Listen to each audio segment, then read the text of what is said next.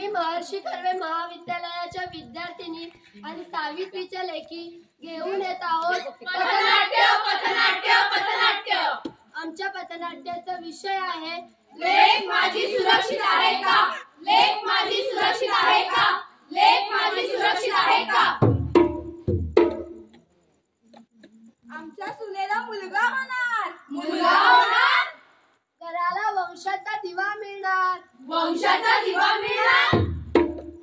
पण मला तर पहिली मुलगी हवी आहे, तिची आजच तपासणी करून घ्या। सावधान, जन्माआधी तपासणी यंत्राद्वारे गर्भलिंग निदान करणे कायद्याने गुन्हा आहे। होय, प्रसवपूर्व व प्रसूतीपूर्व गर्भलिंग निदान कायदा 2003 नुसार गर्भलिंग निदान करणे कायद्याने गुन्हा आहे।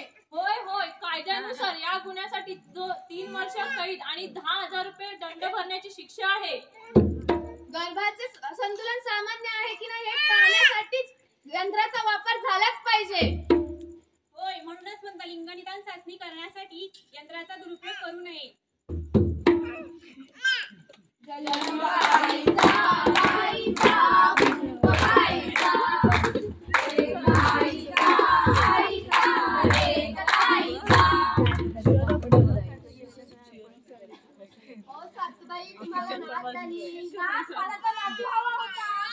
नातू असू दे की ना, आज आनंदाचा दिवस आहे आणि तुम्ही नाराज का? तिला पण आता तू माहेरातच राहा।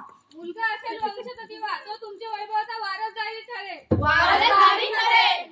मुलगी तुमच्या घराची समय होऊन तुमचं घर तेजोमय करेल। हो हो, तुमचं घर तेजोमय करेल।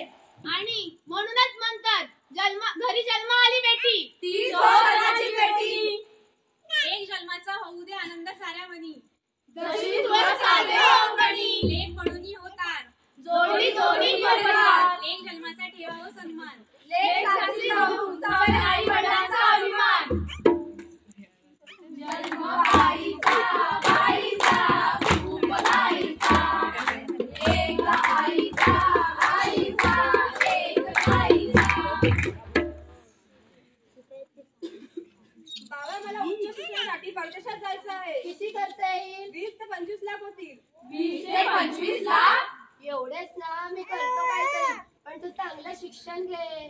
मुलगा आहे म्हणून चांगलं शिक्षण घे। बाबा मला उच्च शिक्षणासाठी मुंबईला जायचं आहे। किती खर्च येईल? होतील 2-1 लाख। एवढे? तू जवळपासच कोणतं कॉलेज बघ। तू मुलगी आहे, तू जवळपास कॉलेज बघ।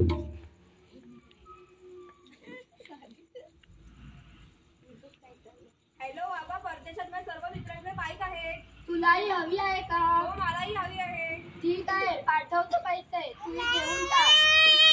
तुम्ही मागासली बाई घेऊन टाक। बाबा मला अभ्यासासाठी लॅपटॉप हवाय। आता आपल्याकडे पैसे नाहीत। मुलीला शिक्षणासाठी पैसे नाहीत। मुलगी शिकली, प्रगती झाली। जन्म आईचा आईचा खूप आईचा, एक आईचा आईचा एक आईचा।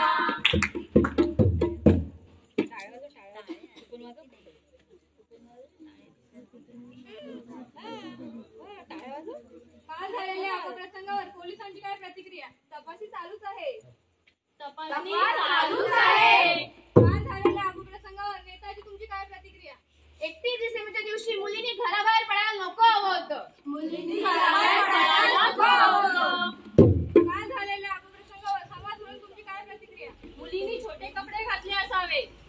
पैसे उकळण्याचा प्रयत्न असेल। हा सगळा दोष मुलींचाच आहे। काल झालेल्या अपप्रसंगावर कोर्टाचे वकील म्हणून तुमची काय प्रतिक्रिया? सुनावणी पुढच्या तारखेला होईल। तारीख पे तारीख चालूच राहील।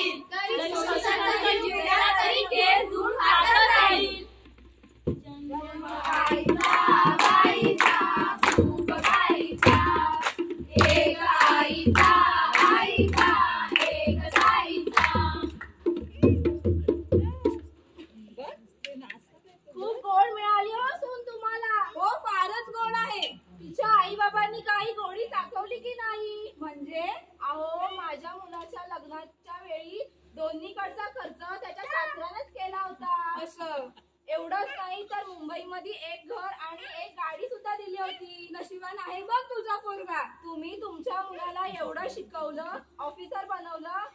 हो ना, ऐकत चांगला जावई भेटलाय बघ त्यांना. हो, पटतंय तुझं मला. चल येते मी. सांग तुझ्या सुनेला अपमान झालाय तुझ्या लेकाचा. सुनबाई, काय झालं सासूबाई? केलाय तुझ्या आई वडिलांनी माझ्या मुलाचा. असं काही नाही. ही बॅग घे आणि जा तुझ्या बाहेर आणि सांग तुझ्या आई बापांना माझ्या मुलाचा अपमान केलाय. पण सासूबाई, हुंडा देणे आणि घेणे हे दोन्ही कायद्याने गुन्हा आहे. हो, हुंडा प्रतिबंधक कायद्यानुसार 1961 पासून हुंडा घेणे आणि देणे हे कायद्याने गुन्हेच आहेत. या कायद्याअंतर्गत हुंडा मागितल्यास 6 ते 2 वर्ष तुरुंगवास आणि दंड होऊ शकतो. माफ करा, चुकले माझे. बाईचा बाईचा खूप बाईचा, एक आईचा आईचा एक ताईचा.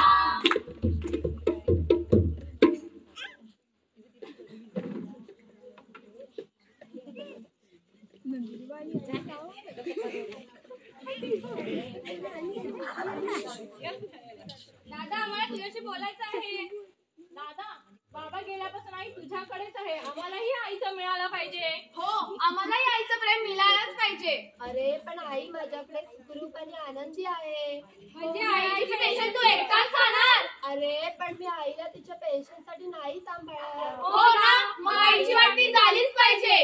हो, वाटणी झालीच पाहिजे. दादा, 3 महिने आई माझ्याकडे राहील, 3 महिने आई तुझ्याकडे राहील, 3 महिने आई तुझ्याकडे राहील आणि दादा 3 महिने आई तुझ्याकडे राहील. बरोबर आहे. ठीक आहे, जशी तुमची इच्छा.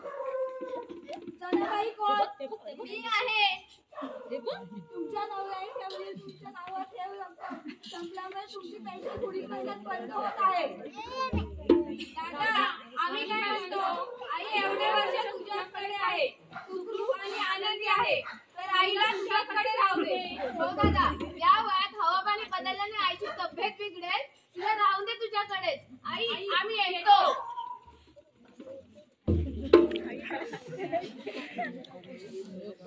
मला तुझी म्हातारी माझ्या घरात नको. अरे पण या वयात ती कुठे जाणार? एकतर ती या घरात राहील नाही तर मी. ठीक आहे, टाकू तिला वृद्धाश्रमात. माता पिता व ज्येष्ठ नागरिक यांच्या निर्वाह व कल्याण अधिनियम 2007 अन्वये वृद्ध आई वडिलांचा सांभाळ न करणारा कायदेशीर गुन्हा दाखल होऊ शकतो. बघितलं मंडळी, आपल्या जगात एवढे कठोर कायदे असून सुद्धा मुलगी जन्मापासून ते मृत्यूपर्यंत कुठेही सुरक्षित नाहीये. प्रवासात, कामाच्या ठिकाणी तसेच सार्वजनिक ठिकाणी एवढेच काय धार्मिक स्थळी स्त्री सुरक्षित नाहीये. या पथनाट्यातून त्यांच्यापर्यंत हा संदेश पोहोचला पाहिजे की ज्यांच्या मनामध्ये स्त्रियांविषयी आदर नाही. ज्या घरी स्त्रीला आदरभाव दिला जातो त्या घरी ते घर नसून स्वर्ग आहे. स्वर्ग. धन्यवाद.